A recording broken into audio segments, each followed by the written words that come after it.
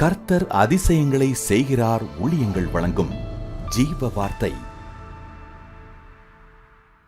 இந்த நாளுக்காக கர்த்தருக்கு நன்றி செலுத்துகிறேன். இந்த மாதம் ஆண்டவராகிய இயேசு கிறிஸ்து மனுஷ சாயலிலே இந்த பூமியிலே பிறந்த நாட்களை கொண்டாடுகிற மாதம்.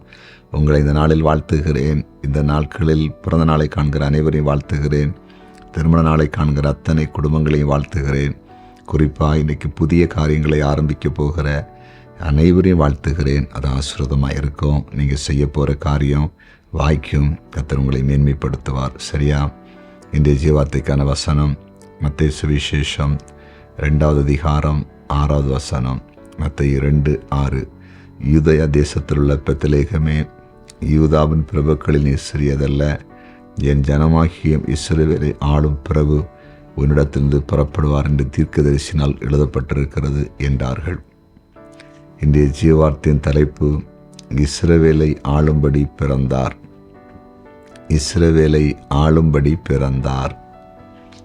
பாருங்க, ஆண்டவராகிய இயேசு கிறிஸ்து இந்த பூமியில் எதற்கு மனுஷ சாயல் பிறந்தாரா? இஸ்ரவேல் ஜனங்களை, அப்படின்னா இஸ்ரவேல் ஜனங்கள் என்றால் கர்த்தரை அறிந்தவர்கள்.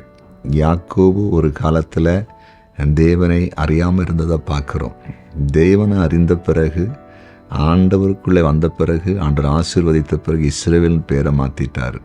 அப்போ இஸ்ரவேல் என்று சொன்னால் வேதத்தின் அடிப்படையில் கர்த்தரை அறிந்தவர்கள், கர்த்தருக்குள் இருக்கிறவர்கள், கர்த்தருக்குள் நடக்கிறவர்கள், வேதத்தை நம்புகிறவர்கள். பாருங்கள், இவர்களை ஆளும்படிக்கு, ஆளுகை செய்யும்படிக்கு, அவர்களை நடத்தும்படிக்கு, அவர்களுக்கு தலைவராய் இருக்கும்படிக்கு, அவர்களுக்கு போதிக்கும்படிக்கு, நல்வழியை காட்டும்படிக்கு ஆண்டவர் இயேசு பிறந்தாராம். அப்படி பிறப்பின் அதிசயத்தை பார்த்தீங்களா?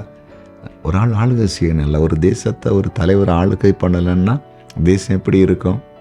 யோசித்து பாருங்களேன். தேசம் எப்படி இருக்கும்? ஒரு தேசத்தை ஆளுகிறதுக்கு தலைவரே இல்லை. தேசத்தில் மக்களுடைய பிரச்சனைகளை தீர்க்கிறது யார்? மக்களுடைய தேவைகளை சந்திக்கிறது யார்? அதுக்கு தானே ஆளுகை செய்கிறதுக்கான தலைவர்களை இந்த பூமியில் ஏற்படுத்துகிறோம். அப்போ புரிந்து கொள்ளுங்க, இயேசு ஆளுகை நம்மளை மிரட்டுறதுக்கல்ல, நம்மை நடத்துவதற்கு, நம்மை வாழ வைப்பதற்கு, நம்முடைய தேவைகளை சந்திப்பதற்கு, நம்மளை பொறுப்பட நடத்துவதற்காகத்தான் அவர் என்ன செய்தாராம்? ஆளும்படிக்கு. அதாவது அவர் இந்த பூமியிலே வந்து பிறந்தாராம். ஆம் தெய்வ பிள்ளைகளை, பயப்பட்டு கொண்டிருக்கிறீங்களா? எதிர்காலத்தை குறித்து நம்பிக்கை இல்லாமல் இருக்கிறீங்களா? பயப்படாதீங்க. இயேசு நமக்காக இருக்கிறார். அவர் நமக்காகவே பிறந்தார். அவர் உங்களை நடத்துவார். அவர் உங்களுக்கு தலைவராக இருப்பார், தகப்பனாக இருப்பார், நல்ல ஒரு பெரிய அதிகாரியை போல் இருப்பார்.